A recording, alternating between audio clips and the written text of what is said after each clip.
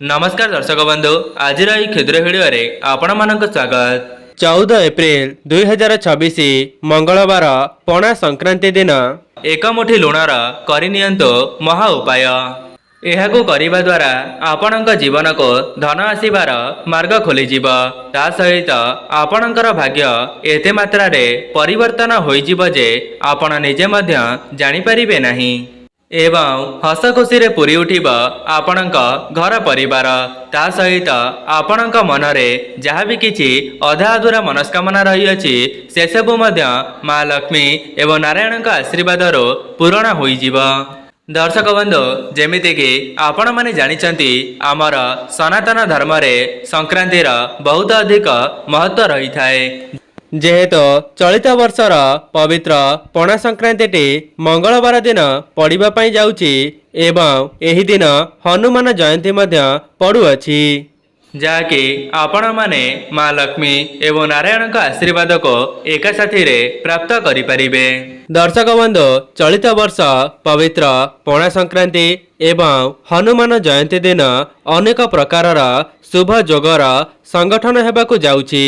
सेथिपाई जो व्यक्ति माने आज मंगलवार एवं पणा संक्रांति दिन एक मुठी लुणर एही महा उपायटी को करि नेउचंती तेबे सेमानंक भाग्य रे केवल लाभ ही लाभ देखादेव। दर्शक बंधु मु आपण मानको भिडियो आगरे बताई रखिबी जे लुणर केउ उपाय को केउ समय रे करिबा द्वारा आपणको सेथिरो 100% लाभ मिली परिबो। सेथिपाई जो माने भी एही वीडियोटी को देखुचंती आपणकर फायदा निमंते वीडियोटी को शेष पर्यंत निश्चय देखंतो। जदि आपण माने वीडियोटी को स्किप करि देबे तेबे आपणक जीवनर उन्नति निमंते किछि गुरुत्वपूर्ण कथा को आपण माने हराई देबे एवं जहा द्वारा आपण माने सेही उपाय गुडी को भल भाबरे बुझी परिबे नाही।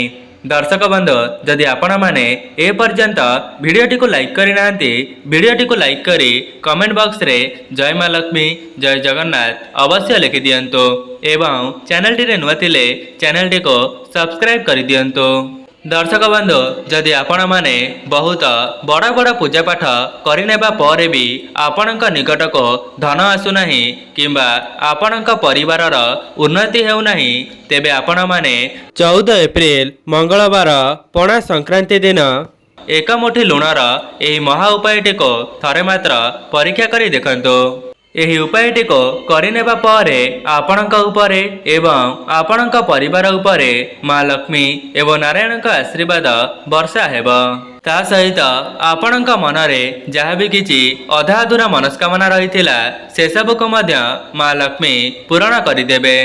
दर्शक बंधु आजिर समय रे जो माने धनवान होई परिछंती अर्थात सेमानक पाखको धन आसी पारिछि सेमाने मध्य एही सब उपाय को करिनेबा द्वारा माँ लक्ष्मी एवं नारायण सेमानक उपरे प्रसन्न होई जाइछंती जहा द्वारा सेमाने तांका जीवन रे आजिका समय रे धनवान होई परिछंती जहा द्वारा सेमानक मध्य एहार शुभ फल मिली पारुछि।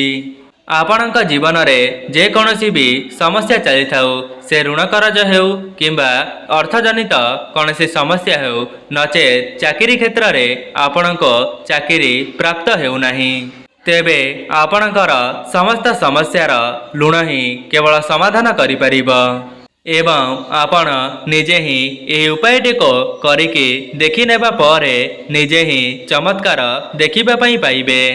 दर्शक बंधु चलित वर्षर पवित्र पणा संक्रांति मंगलवार दिन पड़ुथिबा कारणरू आपण माने एका साथी रे माँ लक्ष्मी एवं नारायण का आशीर्वाद को प्राप्त करि परिबे एवं आपण माने जानिले आश्चर्य हेबे जे जो व्यक्ति उपरे माँ लक्ष्मी एवं नारायण का आशीर्वाद एका साथी रही जाई थाए सेही व्यक्ति ता जीवन रे बहुत उन्नति करिबा सहित ता परिवार को मध्य खुशी रे रखि पारि थाए। दर्शक बंधु एमिति भी किछि लोक अछंती जो माने कठिन परिश्रम करिनेबा परे भी सेमानक परिश्रमर मूल्य मिली पारि नथाए जहा द्वारा सेमाने तांका भाग्य को ही दोष देई थांती। तेबे जो माने भी एही सब समस्यार सामना करुचंती तेबे आपण माने पणा संक्रांति बा मंगलवार दिन ଆପଣଙ୍କ ଘରର ଏହି ସ୍ଥାନରେ ଏକ ମୁଠି ଲୁଣକୁ ଫିଙ୍ଗି ଦିଅନ୍ତୁ। ଦର୍ଶକ ବନ୍ଧୁ, ଆପଣମାନେ ଜାଣିଛନ୍ତି ଆମର ସନାତନ ଧର୍ମରେ ପ୍ରତ୍ୟେକ ଘରର ମହିଳାମାନଙ୍କୁ ମା ଲକ୍ଷ୍ମୀଙ୍କ ସହିତ ତୁଳନା କରାଯାଇଛି ଏବଂ ଘରର ମହିଳାମାନେ ମା ଲକ୍ଷ୍ମୀଙ୍କର ଅଂଶ ବୋଲି ମାନ୍ୟତା ରହିଛି। ସେଥିପାଇଁ ଯଦି ଆପଣମାନେ ବି ଆପଣଙ୍କ ଘରର ଉନ୍ନତିକୁ କରାଇବା ପାଇଁ ଚାହୁଁଛନ୍ତି, ତେବେ ପ୍ରତ୍ୟେକ ମହିଳାମାନେ ନିଜେ ପ୍ରୟାସ କରିବା ଉଚିତ। ଯଦି ପୁରୁଷମାନେ ଏହି ଭିଡ଼ିଓଟିକୁ ଦେଖୁଛନ୍ତି, ଏହି ଭିଡ଼ିଓଟି ଶେଷ ହେବା ପରେ ଆପଣଙ୍କ ଘରର ମହିଳାମାନଙ୍କୁ ଏହି ଉପାୟ ବିଷୟରେ ବତାଇ ପାରିବେ। କାହିଁକି ନା ଏହି ଉପାୟଟି କରିବା ପାଇଁ ଆପଣଙ୍କର ଟଙ୍କାଟେ ମଧ୍ୟ ଖର୍ଚ୍ଚ ହେବ ନାହିଁ, ବରଂ ଆପଣମାନେ ଏହି ଉପାୟଟିକୁ କରିନେବା ଦ୍ୱାରା ଆପଣଙ୍କ ଜୀବନକୁ ଧନ ଆସିବାର ମାର୍ଗ ଖୋଲିଯିବ ଏବଂ ଆପଣଙ୍କର ଋଣ କରଜ 1 ମାସ ମଧ୍ୟରେ ଶୁଝିଯିବ।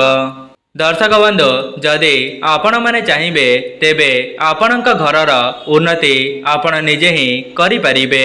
ସେଥିପାଇଁ ବିଶେଷ ଦିନମାନଙ୍କରେ ବିଶେଷ ଉପାୟକୁ କରିନେବା ଦ୍ୱାରା ଆପଣଙ୍କର ହିଁ ମଙ୍ଗଳ ହୋଇଥାଏ।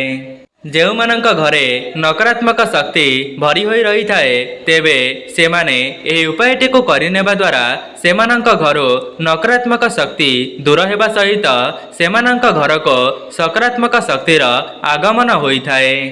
ଦର୍ଶକ ବନ୍ଧୁ, ଆମର ସନାତନ ଧର୍ମରେ ଲୁଣର ବହୁତ ଅଧିକ ମହତ୍ଵ ରହିଛି, ଯାହାକି ଖାଦ୍ୟର ସ୍ୱାଦକୁ ବଢ଼ାଇବାରେ ଏହା ସହାୟତା କରିଥାଏ।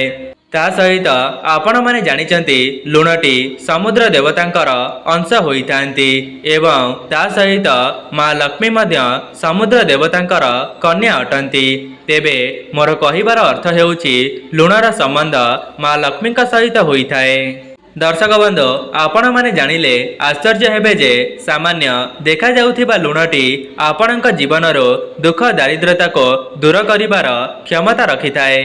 ଦର୍ଶକ ବନ୍ଧୁ, ଯଦି ଆପଣମାନେ ବି ମା ଲକ୍ଷ୍ମୀ ଏବଂ ନାରାୟଣଙ୍କ ଆଶୀର୍ବାଦକୁ ଏକାସାଥିରେ ପାଇବା ପାଇଁ ଚାହୁଁଛନ୍ତି, ନଚେତ୍ ଆପଣଙ୍କ ଜୀବନରୁ ଦୁଃଖ ଦାରିଦ୍ର୍ୟତାକୁ ଦୂର କରିବା ପାଇଁ ଚାହୁଁଛନ୍ତି, ତେବେ 14 ଏପ୍ରିଲ ମଙ୍ଗଳବାର ଆଜି ପଣା ସଂକ୍ରାନ୍ତି ଦିନ 1 ମୁଠି ଲୁଣର ଏହି ମହା ଉପାୟଟିକୁ ଥରେ ମାତ୍ର ପରୀକ୍ଷା କରି ଦେଖିବେ।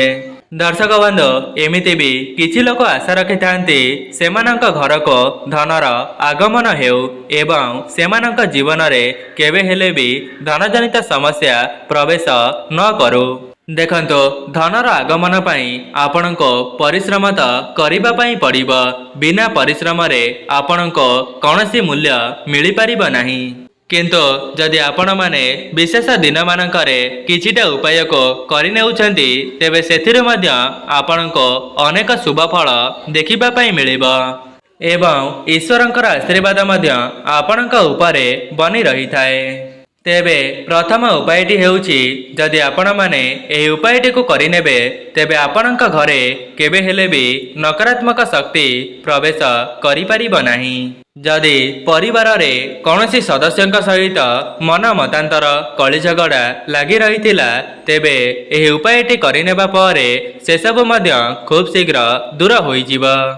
ତେବେ ଦର୍ଶକ ବନ୍ଧୁ, ଆପଣମାନେ ପଣା ସଂକ୍ରାନ୍ତିର ବ୍ରହ୍ମ ମୁହୂର୍ତ୍ତରୁ ହିଁ ଆପଣଙ୍କ ଶଯ୍ୟାଟିକୁ ତ୍ୟାଗ କରିଦେବେ। ଏହା ପରେ ଆପଣଙ୍କର ସ୍ନାନ ଆଦି କାର୍ଯ୍ୟ ସମାପନ କରିବା ପରେ ଆପଣଙ୍କ ଘରର ପୋଛା ଲଗାଇବେ ଏବଂ ସେହି ପୋଛା ଜଳରେ କିଛି ଲୁଣକୁ ପକାଇଦେବେ ଏବଂ ସେହି ଲୁଣ ପାଣିକୁ ଆପଣଙ୍କ ଘରର ଚତୁଃପାର୍ଶ୍ୱରେ ପୋଛା ଲଗାଇବେ। ଯଦି ମଙ୍ଗଳବାର ପଣା ସଂକ୍ରାନ୍ତିର ବ୍ରହ୍ମ ମୁହୂର୍ତ୍ତରୁ ହିଁ ଆପଣମାନେ ଏହି ଉପାୟଟିକୁ କରିନେଉଛନ୍ତି, ତେବେ ଆପଣଙ୍କ ଘରେ ଯାହା ବି କିଛି ନକାରାତ୍ମକ ଶକ୍ତି ବାସ କରୁଥିବ, ସେସବୁ ତୁରନ୍ତ ହିଁ ଦୂର ହେବା ସହିତ ଆପଣଙ୍କ ଘରକୁ ସକାରାତ୍ମକ ଶକ୍ତିର ଆଗମନ ହେବ। ଦର୍ଶକ ବନ୍ଧୁ, କେବଳ ଗୁରୁବାରକୁ ଛାଡ଼ିଦେଲେ ଯଦି ଆପଣମାନେ ଏହି ଉପାୟଟିକୁ ପ୍ରତ୍ୟେକ ଦିନ କରୁଛନ୍ତି, ତେବେ ସେଥିରୁ ଆପଣଙ୍କୁ ଶୁଭାଶୁଭ ଫଳ ଖୁବ୍ ଶୀଘ୍ର ଦେଖିବା ପାଇଁ ମିଳିବ। ଦର୍ଶକ ବନ୍ଧୁ, ଯଦି ଆପଣମାନେ କୌଣସି କ୍ଷେତ୍ରରେ ହାତ ଦେଲେ ସେଥିରୁ ଆପଣଙ୍କୁ ଅସଫଳତାର ସାମ୍ନା କରିବା ପାଇଁ ପଡ଼ୁଛି, ନଚେତ୍ ଚାକିରି କ୍ଷେତ୍ରରେ ଆପଣଙ୍କୁ ନୂତନ ଚାକିରିଟିଏ ମିଳିପାରୁନାହିଁ କିମ୍ବା ଆପଣଙ୍କ ବ୍ୟାପାର ବାଣିଜ୍ୟ କ୍ଷେତ୍ରରେ ଉନ୍ନତି କରିପାରୁନାହାନ୍ତି, ତେବେ ଆପଣମାନେ ପଣା ସଂକ୍ରାନ୍ତି ଦିନ ଲୁଣର ଏହି ଚମତ୍କାରୀ ଉପାୟଟିକୁ ଥରେ ମାତ୍ର ପରୀକ୍ଷା କରି ଦେଖନ୍ତୁ। ତେବେ ଆପଣମାନେ ଗୋଟିଏ ଧଳା ରଙ୍ଗର କପଡ଼ାକୁ ଆଣନ୍ତୁ ଏବଂ ପଣା ସଂକ୍ରାନ୍ତିର ସନ୍ଧ୍ୟା ସମୟରେ ଆପଣଙ୍କ ଘରର ଠାକୁର ଘରେ ସେହି ଧଳା କପଡ଼ାଟିକୁ ବିଛାଇ ଦିଅନ୍ତୁ ଏବଂ ସେହି ଧଳା କପଡ଼ା ଉପରେ ଏକ ମୁଠି ଲୁଣକୁ ରଖିଦେଇ ତାହାର ଗୋଟିଏ ପୁଟୁଳିକୁ ପ୍ରସ୍ତୁତ କରନ୍ତୁ ଏବଂ ସେହି ପୁଟୁଳିଟିକୁ ମା ଲକ୍ଷ୍ମୀଙ୍କ ନିକଟରେ ଛୁଆଇ ଦେଇ ସେହି ପୁଟୁଳିଟିକୁ ନେଇ ଆପଣଙ୍କ ଘରର ଧନ ରଖୁଥିବା ସ୍ଥାନରେ ରଖିଦିଅନ୍ତୁ। ଦେଖିବେ ଆପଣମାନେ ଏହି ଉପାୟଟି କରିନେବା ଦ୍ୱାରା ଆପଣଙ୍କ ଘରକୁ ମା ଲକ୍ଷ୍ମୀଙ୍କର ଆଗମନ ହେବ, ତା ସହିତ ଆପଣଙ୍କ ଧନରେ ମଧ୍ୟ ବୃଦ୍ଧି ଘଟିବ। ଦର୍ଶକ ବନ୍ଧୁ, ଲୁଣର ଏତେ ମାତ୍ରାରେ ଚମତ୍କାରୀ ଶକ୍ତି ରହିଛି ଯେ ଏହି ଉପାୟଟି କରିନେବା ପରେ ଯେଉଁମାନେ ନୂତନ ଚାକିରିର ସନ୍ଧାନରେ ଥିଲେ ସେମାନଙ୍କୁ ମଧ୍ୟ ସେମାନଙ୍କ ମନ ମୁତାବକ ଚାକିରିଟିଏ ମିଳିଯିବ। ଯେଉଁମାନଙ୍କର ବ୍ୟାପାର ବାଣିଜ୍ୟ ରହିଛି, ଯଦି ଆପଣଙ୍କୁ ସେଥିରୁ ଲାଭ ଫଳ ମିଳିପାରୁନଥିଲା ତେବେ ଏହି ଉପାୟଟି କରିନେବା ପରେ ସେଥିରୁ ମଧ୍ୟ ଆପଣମାନଙ୍କୁ ଲାଭ ଦେଖିବା ପାଇଁ ମିଳିବ। ସେଥିପାଇଁ ଆପଣମାନେ ସେହି ପୁଟୁଳିଟିକୁ ଆଣି ଆପଣଙ୍କର ବ୍ୟାପାର ବାଣିଜ୍ୟ କ୍ଷେତ୍ରରେ ରଖିଦେବେ। କେବଳ ଏତିକି କରିନେବା ଦ୍ୱାରା ଆପଣଙ୍କ ବ୍ୟାପାରରେ ଉନ୍ନତି ଘଟିବ। ତେବେ ଯେଉଁମାନେ ବି ଏହି ଭିଡ଼ିଓଟିକୁ ଦେଖୁଛନ୍ତି ତେବେ ଆପଣମାନେ ପଣା ସଂକ୍ରାନ୍ତି ଦିନ ଏହି ମହା ଉପାୟଟିକୁ ଥରେ ମାତ୍ର ପରୀକ୍ଷା କରି ଦେଖନ୍ତୁ। ଯଦି ଆପଣଙ୍କର ଏହି ଉପାୟଟି କରିନେବା ଦ୍ୱାରା ମା ଲକ୍ଷ୍ମୀ ଏବଂ ନାରାୟଣ ପ୍ରସନ୍ନ ହୋଇଯାଆନ୍ତି ତେବେ ଆପଣଙ୍କ ଜୀବନର ସମସ୍ତ ଦୁଃଖ ଦାରିଦ୍ର୍ୟତାକୁ ଖୁବ୍ ଶୀଘ୍ର ଦୂର କରିଦେବେ।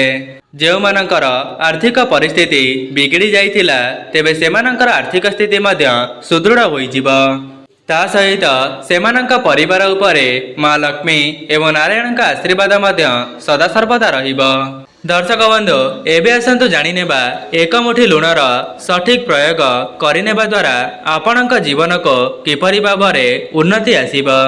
ଯଦି ଆପଣଙ୍କର ପଇସା କିଛି ଫସି ଯାଇଥିଲା କିମ୍ବା ଆପଣଙ୍କ ନିକଟକୁ ଧନ ଆସୁନଥିଲା ତେବେ ଉପାୟଟି କରିନେବା ପରେ ଧନ ଆପଣଙ୍କ ନିକଟକୁ ଆକର୍ଷିତ ହୋଇ ଆସିବ ଏବଂ ଆପଣଙ୍କର ପଇସା ଚିନ୍ତା ସବୁଦିନ ପାଇଁ ଦୂର ହୋଇଯିବ। ସେଥିପାଇଁ ଆପଣମାନେ ଗୋଟିଏ କାଚ ପାତ୍ରକୁ ଆଣିବେ ଏବଂ ସେହି କାଚ ପାତ୍ରରେ ଲୁଣକୁ ଭରିଦେଇ ଆପଣଙ୍କ ଘରର ବାଥରୁମରେ ରଖିଦେବେ।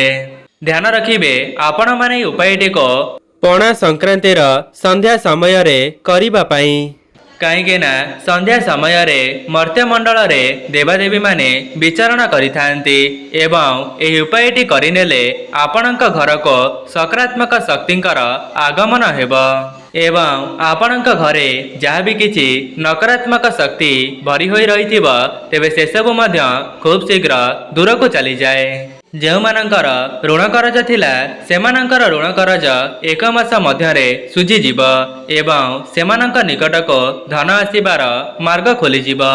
ଯଦି ପୂର୍ବରୁ ଆପଣଙ୍କର କୌଣସି ବଦଖର୍ଚ୍ଚ ପାଇଁ ଆପଣଙ୍କ ନିକଟରେ ଧନ ସଞ୍ଚୟ ହୋଇ ରହିପାରୁନଥିଲା ତେବେ ଉପାୟଟି କରିନେବା ପରେ ଆପଣଙ୍କ ନିକଟରେ ଧନ ସଞ୍ଚୟ ହେବା ଆରମ୍ଭ ହୋଇଯିବ।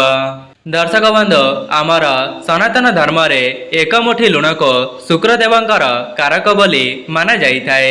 ଏମିତି ମଧ୍ୟ ମାନ୍ୟତା ରହିଛି ଯେଉଁ ବ୍ୟକ୍ତିଙ୍କର ଶୁକ୍ର ଗ୍ରହ ମଜବୁତ ଥାନ୍ତି ସେହି ବ୍ୟକ୍ତି ଧନଧାନ୍ୟରେ ପରିପୂର୍ଣ୍ଣ ହେବା ସହିତ ସେମାନଙ୍କ ଜୀବନରେ କେବେ ହେଲେ ବି ଧନଜନିତ ସମସ୍ୟା ଦେଖାଦେଇ ନଥାଏ। ଯଦି ଆପଣମାନେ ବି ଆପଣଙ୍କ ଶୁକ୍ର ଗ୍ରହଙ୍କୁ ମଜବୁତ କରିବା ପାଇଁ ଚାହୁଁଛନ୍ତି ତେବେ ପଣା ସଂକ୍ରାନ୍ତିର ସନ୍ଧ୍ୟା ସମୟରେ ଲାଲ କପଡ଼ାକୁ ପ୍ରସ୍ତୁତ କରିବେ ଏବଂ ସେହି ଲାଲ କପଡ଼ାଟିକୁ ନେଇ ଆପଣଙ୍କ ଠାକୁର ଘରେ ବିଛାଇ ଦେବେ।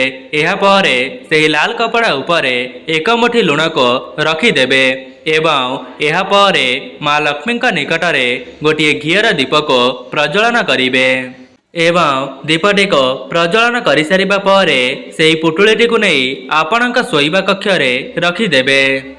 କେବଳ ଏତିକି କରିନେବା ଦ୍ୱାରା ଆପଣଙ୍କର ଶୁକ୍ରଗ୍ରହ ମଜବୁତ ହୋଇଯିବେ ଏବଂ ମା ଲକ୍ଷ୍ମୀଙ୍କର ସ୍ଥିରବାସ ଆପଣଙ୍କ ଘରେ ସଦାସର୍ବଦା ରହିବ।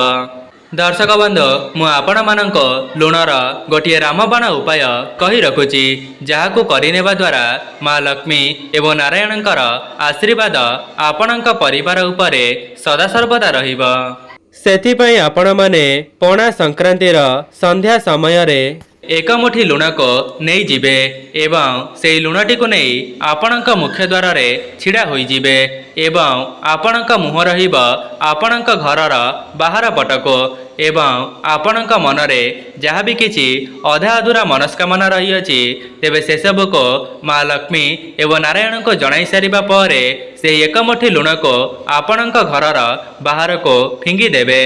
କେବଳ ଏତିକି କରିନେବା ଦ୍ୱାରା ଆପଣଙ୍କର ସମସ୍ତ ମନସ୍କାମନା ପୂରଣ ହେବା ସହିତ ଆପଣଙ୍କ ଘରେ ଯାହା ବି କିଛି ନକାରାତ୍ମକ ଶକ୍ତି ଭରି ହୋଇ ରହିଥିବ ସେସବୁ ତୁରନ୍ତ ହିଁ ଦୂର ହୋଇଯିବ।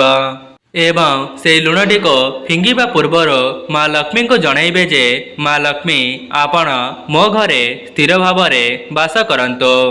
ଏପରି ମା ଲକ୍ଷ୍ମୀଙ୍କୁ ଜଣାଇ ସାରିବା ପରେ ସେହି ଏକ ମୁଠି ଲୁଣକୁ ଆପଣଙ୍କ ଘରର ବାହାରକୁ ଫିଙ୍ଗି ଦେବେ। ତେବେ ଦର୍ଶକ ବନ୍ଧୁ, ଏହା ଥିଲା ଲୁଣର କିଛିଟା ବିଶେଷ ଉପାୟ ଯାହାକୁ ଆପଣମାନେ ପଣା ସଂକ୍ରାନ୍ତି ଦିନ ନିଜ ଘରେ କରିନେବା ଦ୍ୱାରା ଆପଣଙ୍କର ହିଁ ମଙ୍ଗଳ ହେବ। ଦର୍ଶକ ବନ୍ଧୁ, ଯଦି ଆପଣମାନଙ୍କୁ ଏହି ଭିଡ଼ିଓଟି ଭଲ ଲାଗିଥାଏ ଭିଡ଼ିଓଟିକୁ ଲାଇକ୍ କରି କମେଣ୍ଟ ବକ୍ସରେ ଜୟ ମା ଲକ୍ଷ୍ମୀ ଜୟ ଜଗନ୍ନାଥ ଅବଶ୍ୟ ଲେଖିଦିଅନ୍ତୁ। ଚ୍ୟାନେଲଟିରେ ନୂଆ ଥିଲେ ଚ୍ୟାନେଲଟିକୁ ସବସ୍କ୍ରାଇବ୍ କରିଦିଅନ୍ତୁ। ଆଜି ପାଇଁ ରହୁଛି, ନମସ୍କାର।